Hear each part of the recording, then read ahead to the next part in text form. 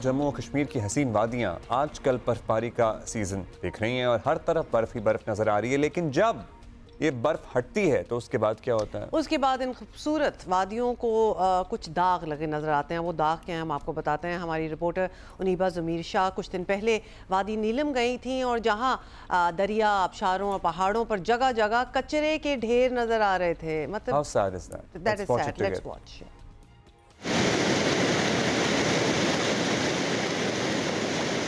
अगर आपको कुदरत के हसीन नज़ारे देखने हैं तो आप कश्मीर ज़रूर आएँ। मौसम सरमा में भी यहाँ का मौसम बहुत ज़्यादा खूबसूरत होता है। इस वक्त हम वादी नीलम में मौजूद हैं।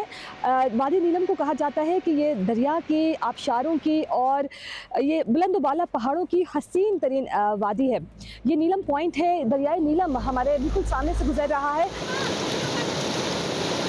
हमारी कोशिश होती है कि हम जिस भी इलाके में जाएं तो वहाँ का जो माहौलियाती निज़ाम है उसका मुशाहिदा करें और अगर उसमें कुछ मसाइल नज़र आते हैं तो उसको रिपोर्ट करें। यहाँ पर वैसे तो इतनी ज़्यादा गंदगी हमें नज़र नहीं आई, लेकिन कुछ पॉइंट्स ऐसे थे जो अब गंदगी का ढेर बनते जा रहे हैं। ये नीलम पॉइंट है और यहाँ की जो अगर आप पहाड़ी देखेंगे तो यहाँ पर बेतहाशा कचरा गिरा हुआ है जिसमें ज़्यादातर प्लास्टिक मौजूद है।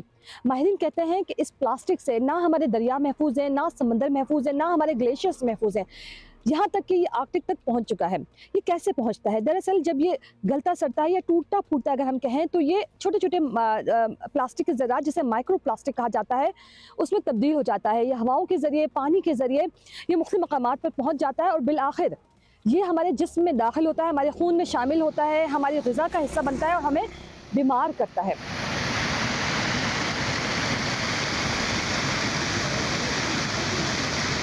टूरिस्ट नहीं फेंकते, लोकली फेंकते हैं जो होटलों वाले हैं ना।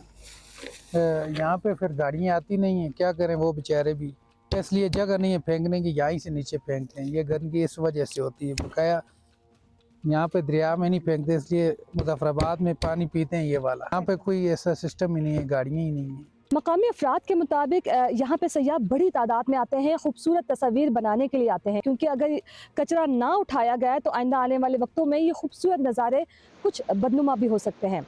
उनीबा ज़मीर शाह, जियो न्यूज़, आज़ाद कश्मीर।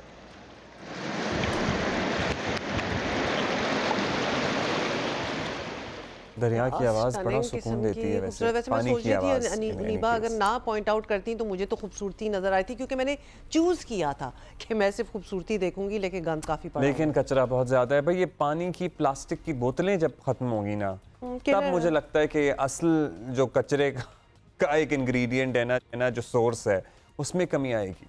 मतलब ये जो प्लास्टिक वाटर बॉटल्स जितना गंद मचाती हैं। और जब हम कहीं भी दुनिया के किसी कोने में जब कचरा डिस्कस होता है ना तो उसमें प्लास्टिक होता है। तो प्लास्टिक इज़ अ किलर, जो कि आपको पता ही है हमारे समुद्रों के साथ क्या हो रहा है। तो यहाँ देख लें, आबशारों में भी यही चल रहा है और हम क्यों नहीं ये बात समझे अभी तक कि इनकी डिस्पोजल प्रॉपर होना चाहिए, फिर रिसाइकलिंग होनी चाहिए इनकी। All these water selling companies should put dishes at superstores, at petrol stations कि भाई अपनी बोतल लाएं, भर लें, खरीद लें, ले जाएं। Absolutely. मतलब ये आप पे थोड़ा सा है कि कर लें, थोड़ा सा give back to the community वाला जो होता है।